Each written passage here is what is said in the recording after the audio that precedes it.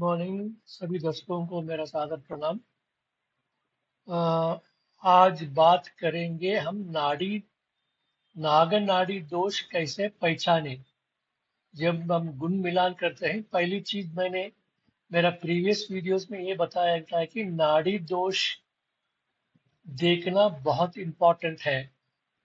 ये इम्पोर्टेंट इसलिए है कि वो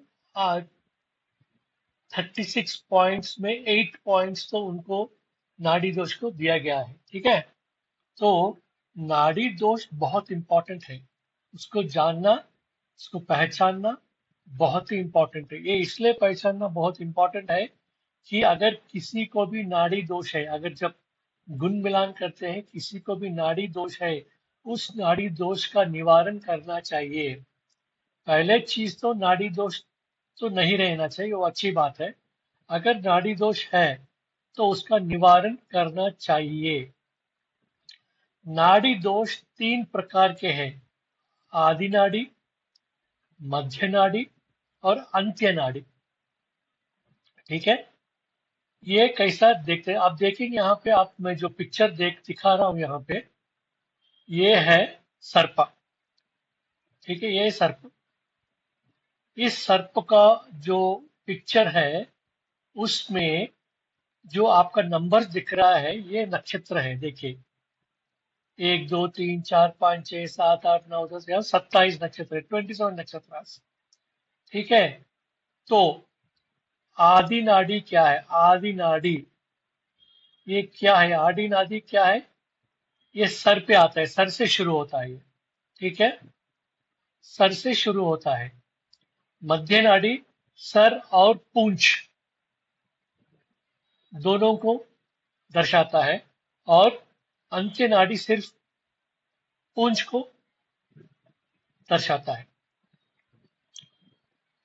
आदि नाड़ी में 1 6 7 12 13 18 19 24 25। देखिए, 1 6 7 12 13 18 19 24 और 25। ठीक है, ये है नक्षत्र, ये आदि नाड़ी है। मध्य नाड़ी में क्या है? 2 5 8 11 14 17 20 23 26। और अंत्य नाड़ी में 3 4 9 10 15 16 21 22 27। ये पूरे नक्षत्र हैं, जैसा कि अश्विनी, भरणी, कृतिका, रोहिणी, मृगशिरा, आर्द्रा, पुनर्वसु, पुष्यमी, मग पुष्यमी, आश्लेषा, मग, वैसा ये 27 नक्षत्र है। ठीक है, अश्विनी से लेकर रेवती तक। ठीक है, ये ग्राफिकल रिप्रेजेंटेशन है नाड़ी दोष का, नाड़ी का graphical representation, schematic representation. Next next क्या है? अगर अगर जब हम नाड़ी कूट देखते हैं, नाड़ी कूट देखते हैं, अगर आदमी और औरत एक ही नक्षत्र में पैदा हुए हैं, ठीक है, एक ही नक्षत्र में, चंद्रमा जिस नक्षत्र में गोचर करता है उसको बोलते हैं राशि नक्षत्र।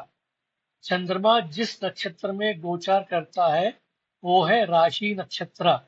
ठीक है, तो अगर जो शादी करने वाले बच्चा और बच्ची है एक ही नक्षत्र में पैदा हुए हैं, उसको बोलते हैं आदि नाड़ी। जैसा कि बच्चा पैदा हुआ है एक नक्षत्र में और बच्ची पैदा हुए 6 नक्षत्र में, उसी प्रकार बच्ची पैदा हुए 6 नक्षत्र में, बच्चा पैदा हुआ 25 नक्षत्र, 25वां नक्षत्र में, तो उसको बोलते हैं आदि नाड़ी। उसी तरह मध्य नाड़ी, उसी तरह अंत्य नाड़ी। मगर इसका जो रिजल्ट है ये डिफरेंट रहेगा। जो भी आदि नाड़ी में पैदा होता है डिफरेंट रिजल्ट देगा, जो भी मध्य नाड़ी में पैदा हुआ है डिफरेंट रिजल्ट देगा, जो भी अंत्य नाड़ी में पैदा हुआ है डिफरेंट रिजल्ट देगा। अगर बच्चा और बच्ची एक ही नाड़ी में पैदा हुआ है एक रिजल्ट देगा शादी के बाद, मध्य नाड़ी में पैदा हुए हैं और शादी करेंगे डिफरेंट रिजल्ट देगा। अंत्य नाड़ी में एक ही नक्षत्र में पैदा हुए हैं, वो भी डिफरेंट रिजल्ट्स देगा। वो हम क्या है वो चेक करेंगे। ठीक है, वो चेक करेंगे। मैं यहाँ पे एक बुक से मैंने इसका निकाला है, तो उसका रूल क्या है देखेंगे अपन।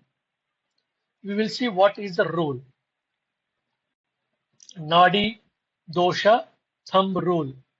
In case of Naga Nadi dosha in couples, children born in a different nadi, then parents tends to suffer serious dangers to life due to various causes in their childbirth if they are born in the same nadi. Sorry, causes in their children. While if they are born in the same nadi, जैसा कि आदि नाड़ी, मध्य नाड़ी, अंत नाड़ी, the onset of the problems is in later life and generally found to be some sort of mental illness or weakness.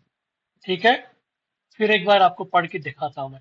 In the case of नाग नाड़ी दोषा इन couples, couples मतलब आदमी और औरत जब शादी करते हैं, children born in a different नाड़ी मतलब अगर बच्चा आदमी एक, पिताजी एक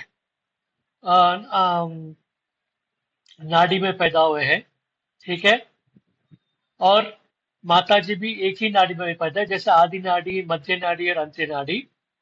अगर बच्चा दूसरा नाड़ी में पैदा हुआ है, जैसा कि मध्य नाड़ी या अंत्य नाड़ी या आदि नाड़ी, अगर वाइफ एंड हस्बैंड आदि नाड़ी नहीं है और बच्चा मध्य नाड़ी और अंत्य नाड़ी में पैदा हुआ है, तो उस बच्चा या बच्ची का पैदा होने के बाद माताजी को और पिताजी को बहुत सारे दुख झेलना पड़ेगा।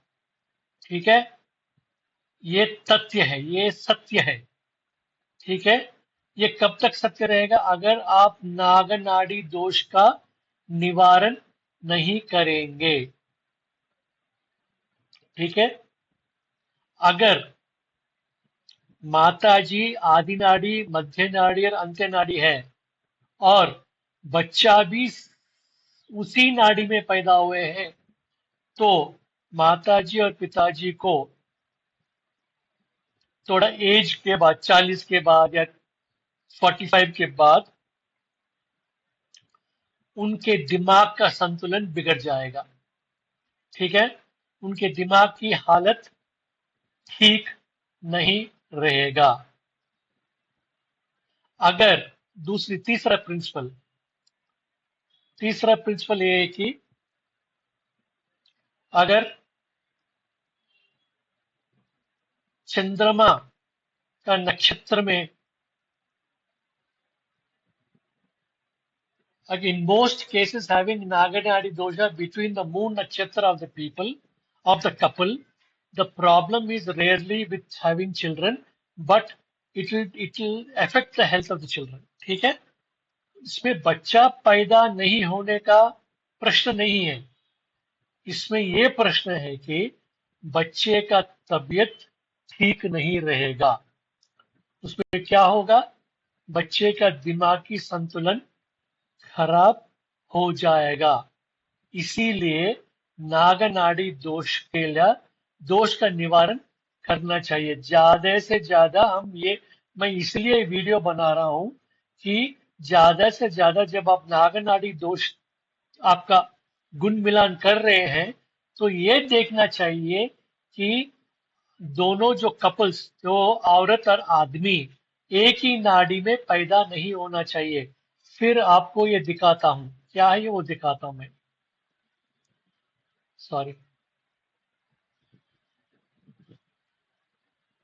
ये देखिए, 1, 6, 7, 12, 13, 18, 19, 24, 25, ये आदि नाड़ी है, ये मध्य नाड़ी है और अंत्य नाड़ी है। ठीक है, सेम नाड़ी में हम जो कपल्स जो शादी कर रहे हैं, पैदा नहीं होना चाहिए। उनका चंद्रमा इसी नक्षत्र में नहीं रहना चाहिए। कौन सा चीज अच्छा रहता है? अगर औरत आदि नाड़ी में है और बच्चा मध्य नाड़ी में है, बहुत अच्छा है। उसी तरह अंत्य नाड़ी में पैदा हुआ है और औरत मध्य नाड़ी में पैदा हुआ है, ऐसा मिक्स हो सकता है, मगर एक ही नाड़ी में हम पैदा नहीं हो सकते हैं। ठीक है,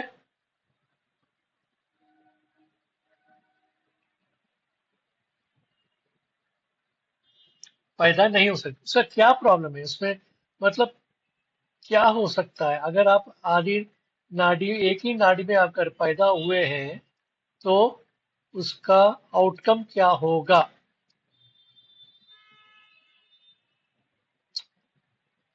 उसका आउटकम क्या होगा?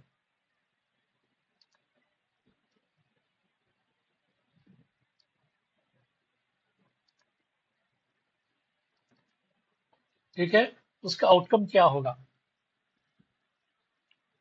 नागर अगर अगर दोनों कपल्स अगर आदि नाडी में पैदा हुए हैं तो शादी के बाद उनको बहुत सारे पैसों का दिक्कत आएगा। ठीक है जी, ये एक चीज आप याद रख लीजिए।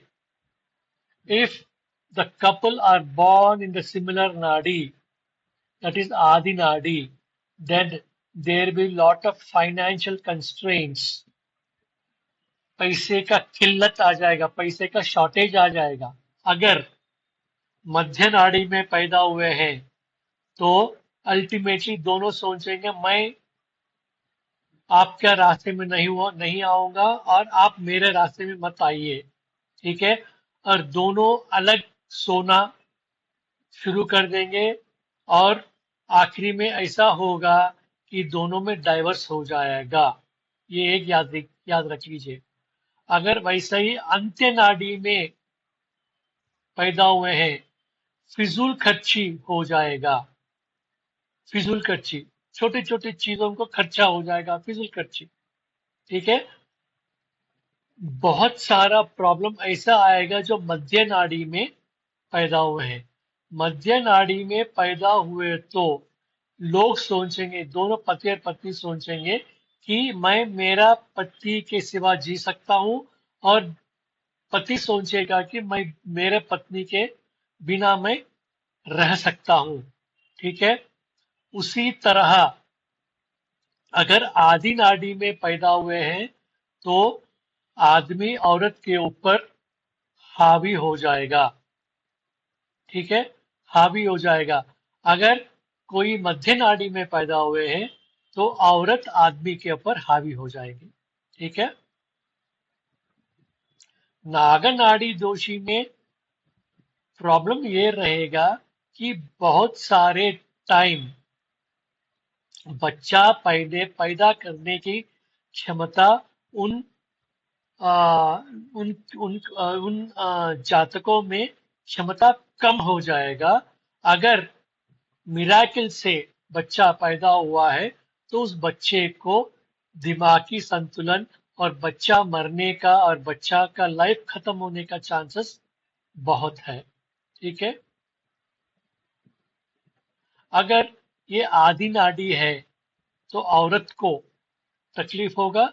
अगर यह अंत नाड़ी है तो आदमी को तकलीफ होगा। अगर यह मध्य नाड़ी है दोनों को तकलीफ होगा। ठीक है, इस प्रकार से हम नागनाड़ी दोषी को हम अहमियत देना चाहिए, उसको इग्नोर मत कीजिए, सो दैट सब कुछ ठीक होगा।